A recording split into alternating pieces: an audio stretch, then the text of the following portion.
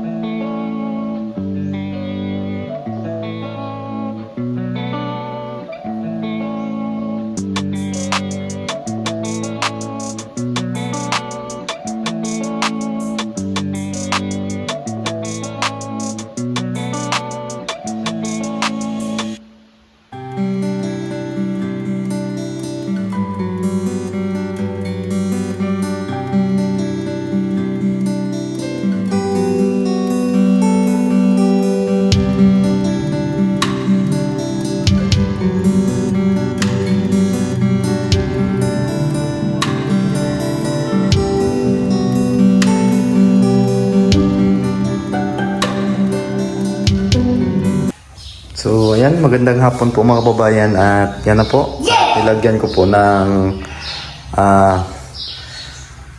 gray na kulay dyan sa baba. Ayan, lagyan ko mga kababayan para pag may mga likabok dyan ay hindi malata. Kasi kung white dyan, madumihan, dikit yung dumi pagdating ng araw, kaya nilagyan ko po ng dark gray. Ayan, paikot po yan. Yung mga tiles ay hindi na. Yan, pati doon. At dito, tapos na nalagay yung WPC. Ayan, at may design tayo dito isang piraso. Ayan. Kasi nga mga kababayan, kulangin ang isang piraso. Pag ganito din ang ilalagay ko dito, kukulangin siya at may ano siya, may maliit na siruho. Kaya ito na po yung nilagay ko dito. Parang magiging design na lang din siya mga kababayan. Kasi nga short po yung isang piraso ng WPC. At may kunti na special at pangit na po yun mga kababayan. Dahil napakaliit po ng special niya. Kaya, yan na lang yung nilagay ko kasi malapad po ito. Malapad po ito kumpara dito. Ayan. Hindi naman siya mahalata. Ano po siya mga kababayan. Nakabit na po natin lahat. Tapos na nakabit ang mga WPC. Ayan. At ang gagawin ko ngayon dito, itatiles ko po ito dito ngayon mga kababayan. Para kasi yung cabinet dito gagawin na pati dito sa itaas. At yan mga kababayan, at abangan nyo po ulit yung mga susunod pa na mga video dito sa ginawa nating bahay. Ayan. Thank you so much talaga sa inyong panonood.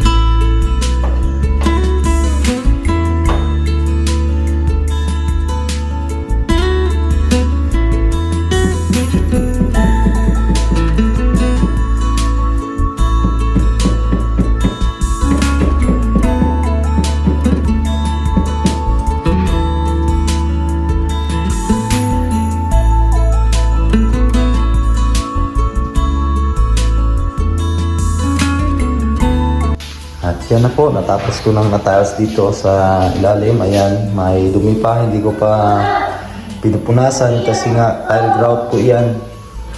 Inilagay ko, tayo muna natin yung tumuyo bago natin punasan para hindi matanggal.